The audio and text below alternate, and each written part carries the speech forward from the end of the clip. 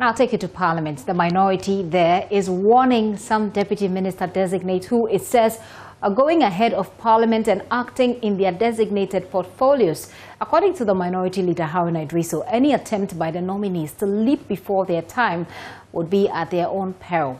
This warning comes ahead of the vetting of the ministers of state and deputy ministers next week.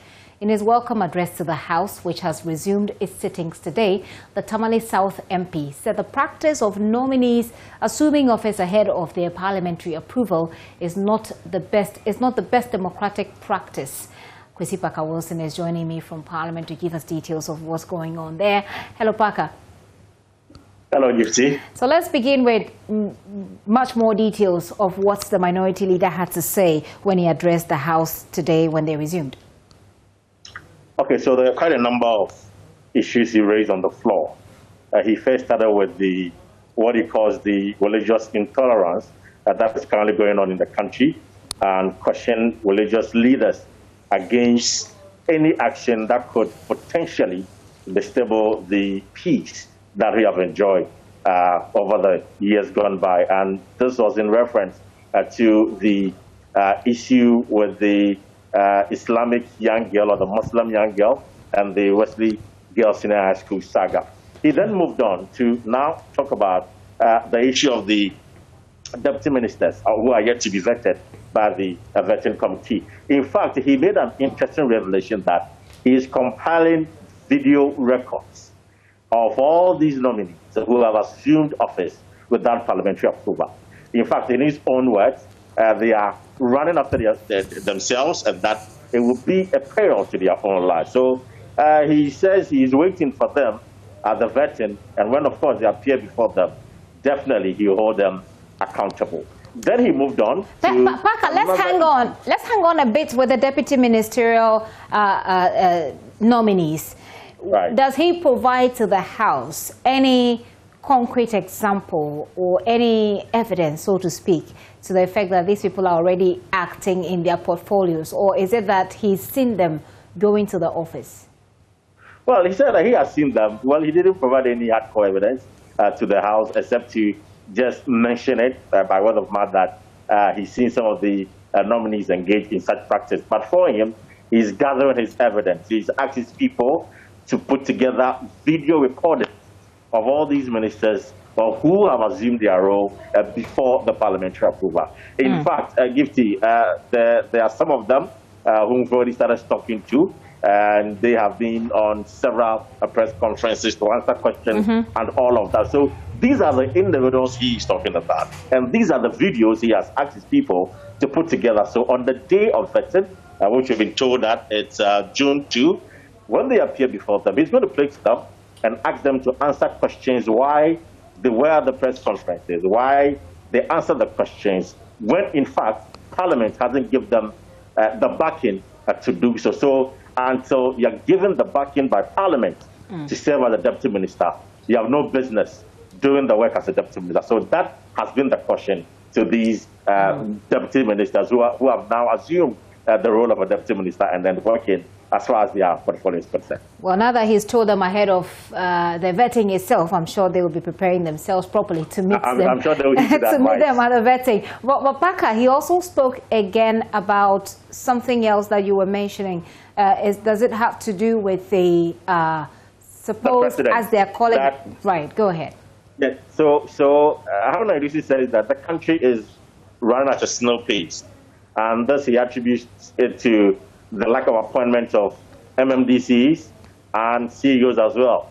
I'm sure you know that we are in the 5th month, going on to the 6th month, and yet the president hasn't appointed MMDCs. As we speak, we are told that a lot of individuals have filed applications to be vetted and approved subsequently as the MMDCs, but that is yet to happen. Again, chief executive officers have not been appointed to man their various agencies, and that is working against the ministries and, by extension, the work of government. So, Haruna Idrisu, in his view, is asking the president to, as a matter of urgency, quickly do that, because the local assembly, the local government, as we speak, is almost at a halt. Nothing is happening. They are not able to take any policy decision.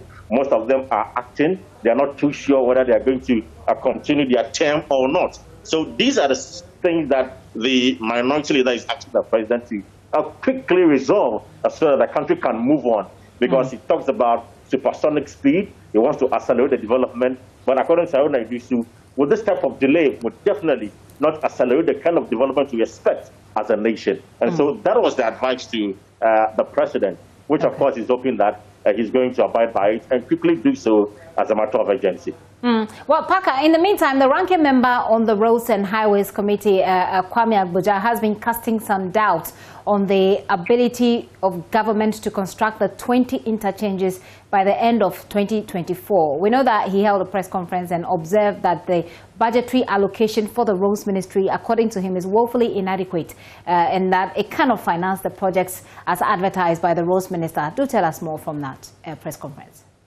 To quote specifically the words of Kwame Agbodza, he says that all the things that the minister came to say, or the project he advertised last Sunday, is only a talk shop, and that the government and of course the minister do not have the capacity, the financial muscle to prosecute and realize all the projects he talked about. And this includes the 20 interchanges that you just mentioned, and again, a 6-kilometer road across the country, together with the 4-kilometer road project, or 4-road project in the country as well.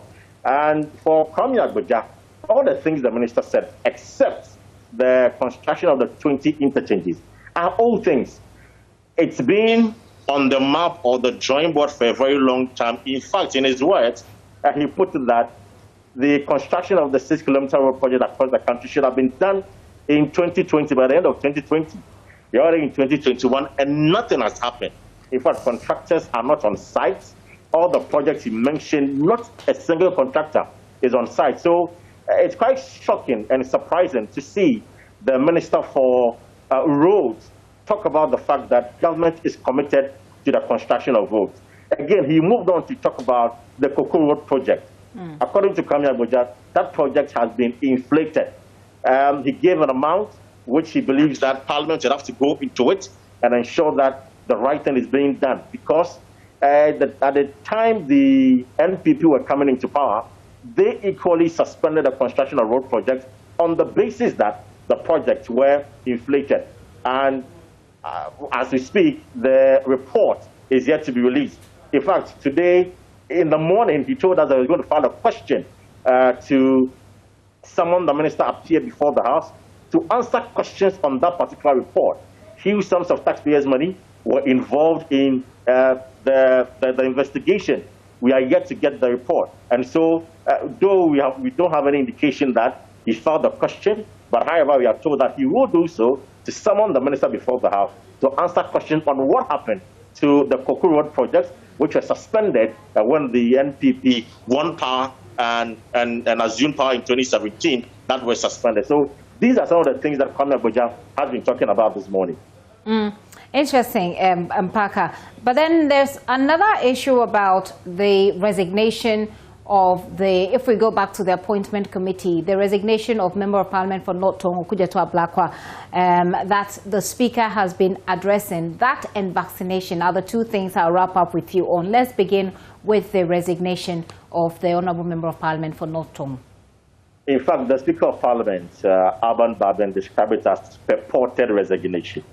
And for him, he said that, he at the time, people raised concerns over why he accepted the resignation.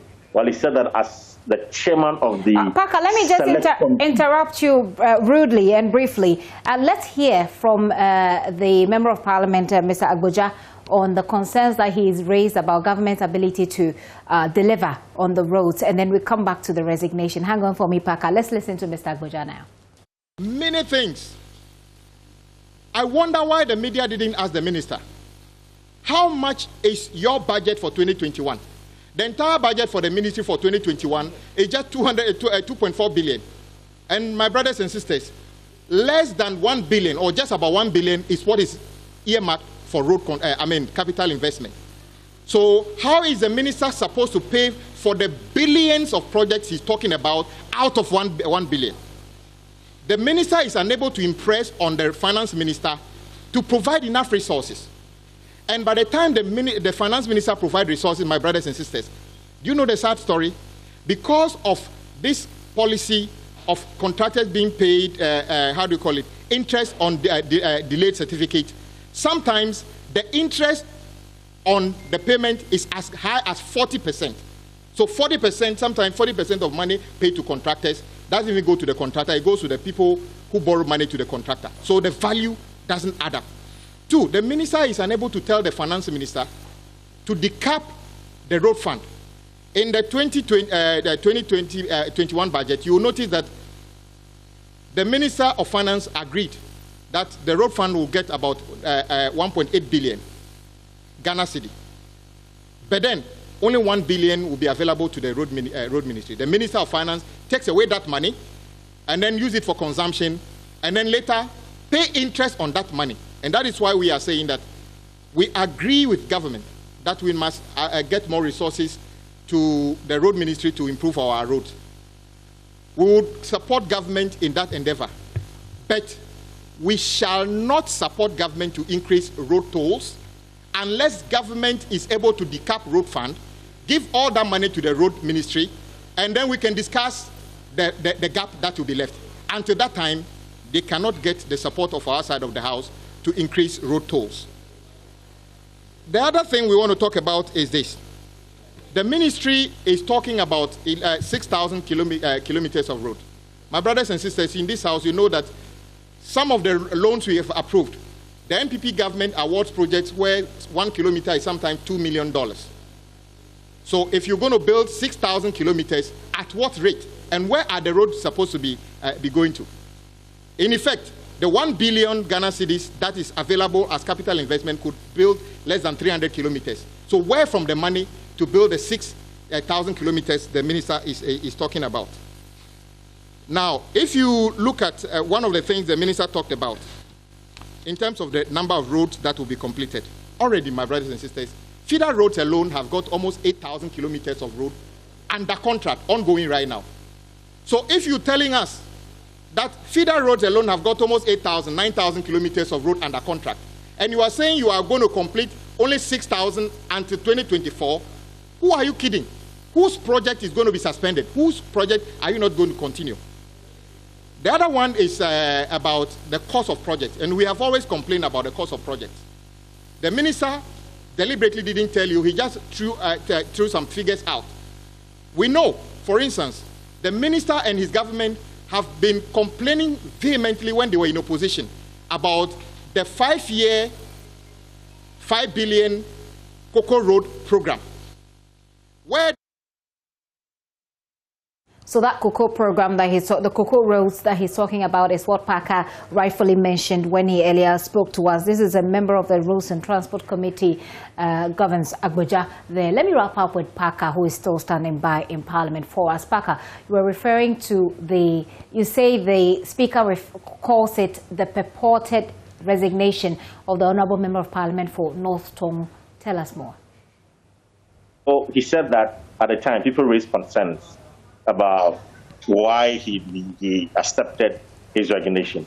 And the explanation he gave was that, well, as the chairman of that committee, I mean, he actually takes that oversight responsibility of that select committee. It was important that he takes the resignation and refers same to the select committee. And so the committee on selection will now have to determine whether or not to accept the resignation. So the understanding one gets is it appears that the Member of Parliament for North Tong's resignation is yet to be either accepted or rejected by Parliament. That is until perhaps we get to know the final report which will be presented to the House, because the Speaker of Parliament indicated that the committee will soon put together a report and submit same to the House for consideration. So that report would detail or capture or let us know whether indeed his resignation letter has been accepted by the committee. And as a matter of fact, they are going to reconstitute the vetting committee, or it will be rejected. It's going to be an interesting start if the Senate committee at the end of the day rejects the resignation letter of Mr. Samuel Agbodza. That means he will be compelled to still stay on the vetting committee and carry his duty as a member of parliament. There has been an argument that as a member of parliament, if you choose to resign from the vetting committee, it is equally fair that he also resign as a member of parliament.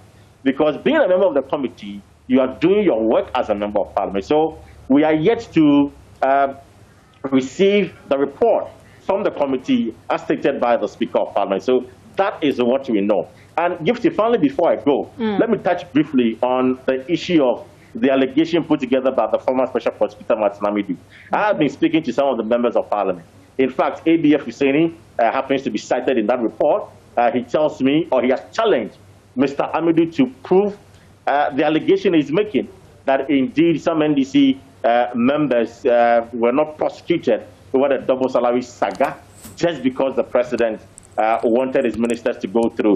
And if you listen to the majority side, they are of the view that so Martin Amidu knew the president was going to win a second term, and because of that, he instructed the then AG not to prosecute the NDC MP so that when he comes for the second term, his ministers would be approved. That is an interesting thought that they are putting together. But the majority and minority agree that in spite of the instruction given to the then AG, Martin Amidu had the powers to still go ahead and prosecute the NDC officials he believed were involved in the double salary saga. And they started the issue of Mahama Yaga when he single-handedly went to court and prosecuted the matter. And of course, we all know the outcome of that particular incident. So this has been some of the thoughts or reactions from the members of parliament from the NDC side and the NPP side as far as the allegations of Martin Amidu is concerned. And Paka, we're wrapping up, but just touch briefly on the vaccination of the MPs. You had the Speaker has been sharing some figures with you. Right, so we all know that the country is currently going through the second phase of the vaccination exercise, so as members of parliament. So far, we are told that almost 109 MPs have been fully vaccinated. They have taken all their dose. Over 164 management of parliament have also been vaccinated. But if you look at the numbers, that is quite small. There are quite a number of people here in parliament who are yet to receive their second jab. And so the Speaker this morning assured the members of the House, including the parliamentary service, that arrangements are being made with the health minister to quickly ensure that any individual who works within the precinct of parliament is given the second dose or is fully vaccinated, so that at least we can attain the herd immunity here in parliament and also going forward protect and safeguard the lives of members of parliament and also those working here in parliament. Paka, thank you very much. Kwesi Paka Wilson is a parliamentary correspondent there, bringing us up to speed on what's happening quite a lot in Parliament, I must say.